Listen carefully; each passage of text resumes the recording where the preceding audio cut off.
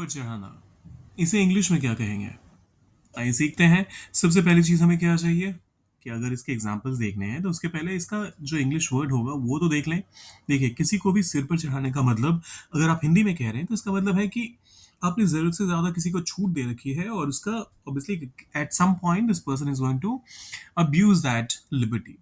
तो इसी को इंग्लिश में कहते हैं, सॉरी हिंदी में आप कहते हैं सिर पर चढ़ाना। इसके लिए जो इंग्लिश में वर्ड है वो है स्पॉइल। अब ऑब्वियसली इसका पास्ट फॉर्म मैंने यहाँ पर लिख दिया है स्पॉइल्ड, लेकिन स्पॉइल जो है वो बेस फॉर्म में रहेगा।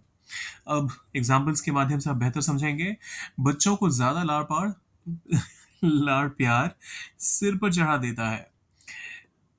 Too much pampering can spoil kids. Too much pampering can spoil kids. दूसरा एग्जाम्पल कहता है वह धीरे धीरे बॉस के सिर पर चढ़ता जा रहा है।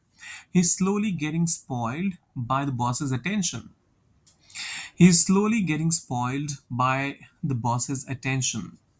तीसरा एग्जाम्पल कहता है सिर पर चढ़ाने का नतीजा नतीजा भुगतना पड़ता है। You have to deal with the consequences of spoiling someone. अगर आप किसी को सर पर चढ़ाओगे तो आगे की कहावत आपको भी पता है। So you have to deal with the consequences of spoiling someone. आखिरी वाला आपका है, मतलब आपके लिए है, उसे सिर पर चढ़ा दिया गया है। इसे कैसे ट्रांसलेट करेंगे सोचिए जरा। डालिए कमेंट बॉक्स में, पैसिव फॉर्म में इसका इस्तेमाल होगा स्पॉइल का, यहाँ पर ये बस ध्यान रखिएगा। और उसे डालिए कमेंट सेक्शन में, और जाने से पहले सब्सक्राइब, लाइक और शेयर करके जाइएगा। मिलते हैं जल्दी ही। इस बार स्क्रीन पे करता हूँ वीडियो को एंड, सो दैट आप इसे पॉज करके आराम से इसका ट्रांसलेशन सोच पाए और डाल पाए कमेंट बॉक्स में। मिलते हैं जल्दी।